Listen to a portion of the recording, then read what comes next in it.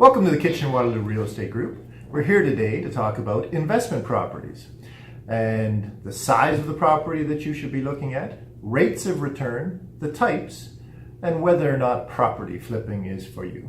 Jelena, could you talk to us a little bit about the size of the property that people might be looking at? Yes, the size of the property will be determined by the amount of down payment that you have available. And we will show you the difference between apartment buildings versus a single detached homes and how that works. For example, if you have an apartment building, you have many tenants in that property. So if you lose one tenant, you're losing only a portion of an income versus single detached homes, which we call executive rentals. If you lose an income there, you lose 100% of an income. So it's easier to have a multi-residential properties because it's just easier to manage and it's easier to carry it along in case your tenants are leaving and you are having a turnover. So essentially a bigger property with more tenants in there is potentially more security? Yes, definitely more security. And would it also offer them the ability to perhaps hire a property manager? Yes, I would definitely recommend, especially the first year, if you don't have any experience, hire a property manager or stay in touch with us. We will help you and show you what are the most important things about the property management right from the beginning, from selecting the tenants, which tenant rent application you should use, which type of the lease you should use, how to serve the notices, how to communicate with tenants. Definitely there is lots of tricks that you can learn from property manager or be in touch with us. And so property management can be difficult, but it can save them some money. But obviously that's going to be a job amongst itself. Yes, so I would recommend hire somebody in the beginning just to teach you how to do it, and then it will be easier. But it's always a good idea to have a property manager because you're an investor. You don't want to become a property manager. You want to become an investor. You want your money to work for you. Perfect. Rates of return. Rates of return are quite complicated and complex. They're going to factor in all sorts of things, right? From the amount of mortgage interest that you're paying to the amount of your down payment, whether you have a property manager, if you had condos and condo fees. They're a little bit too complicated actually for this video today, but ask us questions at any time and I'm sure we can help you out a little bit more with that. So rates of return aren't something we can get into in detail today. I agree, definitely. And rates of return is something that we use to determine whether you should buy the property or not when it actually comes to selecting the properties that we would like to offer you that you start your portfolio with. So rates of return is definitely something we determine together and we go over it together. That's the most important factor.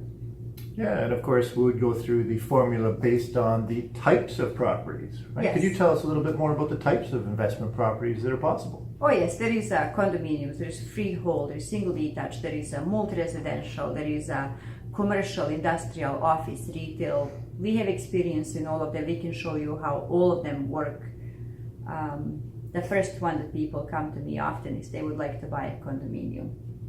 And I'm not sensing that's your favorite. No, absolutely. That's worst type of the investment you can pick to buy and to start your portfolio on. It's such a bad investment. It's so easy, and there is a reason why it's so easy and why can everybody afford that one, because you don't have a control over your investment whatsoever. It's regulated by condo fees and by condo corporations and all that. You don't have any control over that, and especially condo rules and regulations.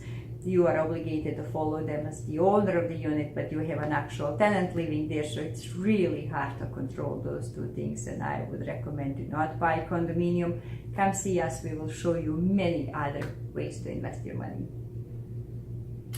Exactly. Property flipping. Property flipping is often confused with investing, and it is not an investment.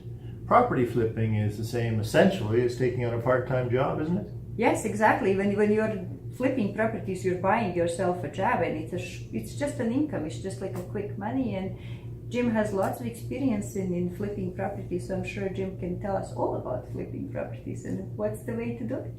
Well, how about just a couple points? One of the things to look for is you want to have good bones to the property, because you could replace the furnace, replace the roof, replace the windows, and spend tens of thousands of dollars on this renovation, but the profit margin is slim because you typically don't get back the rates of return when you do those types of improvements. So if you can find a property that is in original condition with dated kitchens and bathrooms, those are easy to fixes that you can really do up nice to make for a good property flip. Or perhaps something that's easy to take a wall out where you can create a nice open concept that buyers are looking for today. But it is certainly complicated and it's certainly complex, not for the faint at heart, because there's a lot of money and risk on the line, and almost all of the profit in a property flip is going to be made on the initial purchase. So it is important to buy the right one. Jim, would you be able to tell us about the tax implications when people are flipping the properties, or would you like to talk about it separately one day, because I have heard it's very complex? Yes, and a lot of people when they buy that property flip are not aware that that is an actual income and they should be reporting that money to CRA.